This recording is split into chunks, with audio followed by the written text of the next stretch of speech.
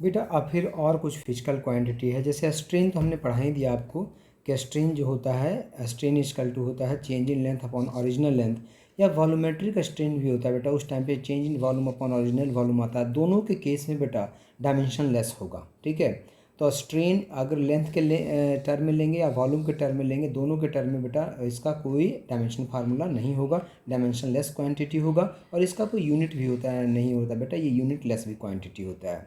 Now coefficient of elasticity एक term आता है बेटा, जब मैकेनिकल प्रोपर्टी जब सॉलिड पढ़ते हैं तो वहाँ पे स्ट्रेस हमने पढ़ा था, स्ट्रेन पढ़ा था। Stress upon strain is known as a coefficient of elasticity, जिसको हम कैपिटल ई से डिनोट करते हैं बेटा। तो इसका डायमेंशन फार्मूला क्या हो जाएगा, तो ऊपर स्ट्रेस है नीचे स्ट्रेन है, तो स्ट्रेस का डायमेंशन फार्मूला कितना हो जाएगा बेटा, ml-1 T-2 होता है स्ट्रेस का, अपॉन स्ट्रेन का 1 हो गया, डायमेंशन लेस है, so this is equal to dimension formula is equal to ml-1 T-2। This is the dimension formula of coefficient of plasticity. What is coefficient of plasticity? Coefficient of plasticity is equal to stress upon strain, and the SI unit is newton per metre square. Now next is the torsional constant. बेटा torsional constant सिर्फ formula याद रखना है अभी कि torsional constant को के से डिनोट करते हैं, स्प्रिंग कांस्टेंट नहीं है, ये टॉर्सनल कांस्टेंट है, ये भी एक कांस्टेंट है लेकिन टॉर्सनल कांस्टेंट है। And this is equal to होता है बेटा टॉर्क अपॉन एंगुलर डिस्प्लेसमेंट, ठीक है। टॉर्क का हमने बता रखा है आपको dimension formula ml²T-2, and angular displacement theta dimension less quantity होता है बेटा। सो this is the dimension formula of torsional constant. And अगर यूनिट पूछे बेटा तो टॉर्क का होता है न्यूटन मीटर, थीटा का होता है रेडियन, सो न्यूटन मीटर पर रेडियन। सरफेस टेंशन का हमने बता रखा है बेटा आपको, कोफिशिएंट ऑफ विस्कोसिटी हमने बता दिया आपको डायमेंशन फार्मूला।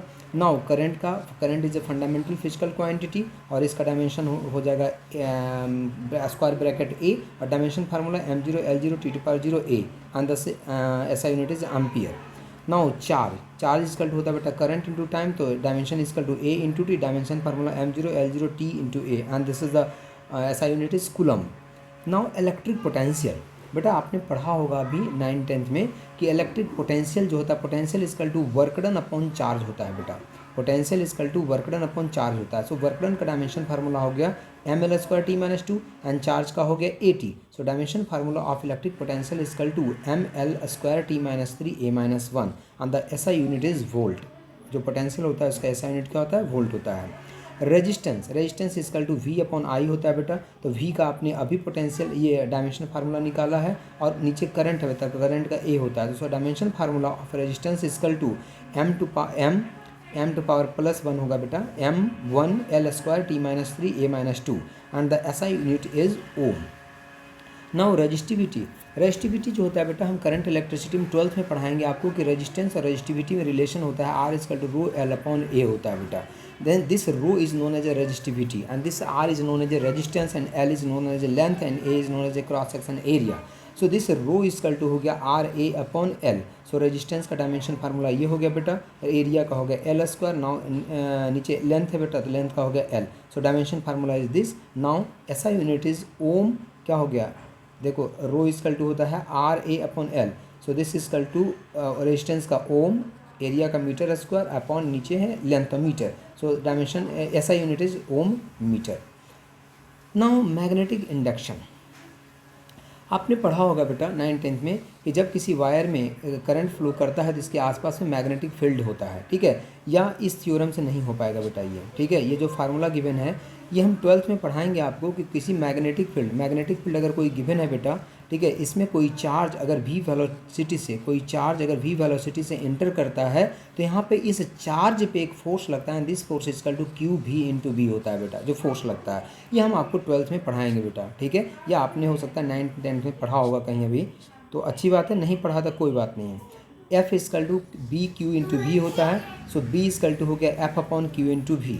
सो B जो F है बेटा, तो बेटा F हो गया ऊपर में, तो फोर्स का डायमेंशन फार्मूला ml-T-2 हो गया, ठीक है। नीचे हो गया चार्ज का AT, एंड वेलोसिटी का हो गया LT-1। So dimension formula of magnetic induction या मैग्नेटिक फील्ड बोलते हैं इसको, actually this is a magnetic field हम पढ़ाएंगे वहाँ पे, या मैग्नेटिक इंडक्शन भी बोलते हैं, जनरली मैग्नेटिक फील्ड बोलते हैं इसको, ठीक है। तो मैग्नेटिक फील्ड का डायमेंशन फार्मूला हो गया ml0T-2 A-1, और जो इसका SI यूनिट होता है उसको टेस्ला नाम दिया गया है, इसको actually weber per metre square होता है, जिसको हम टेस्ला बोलते हैं, टेस्ला, ये हम 12th में पढ़ाएंगे आपको।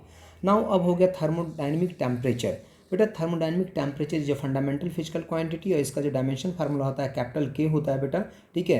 नाउ जो इसका डायमेंशन फार्मूला हो जाएगा m0 L0 T⁻0 and k and the SI unit is kelvin. Now temperature gradient, बेटा जैसे वेलोसिटी ग्रेडियंट होता है वैसे ही टेम्परेचर ग्रेडियंट होता है।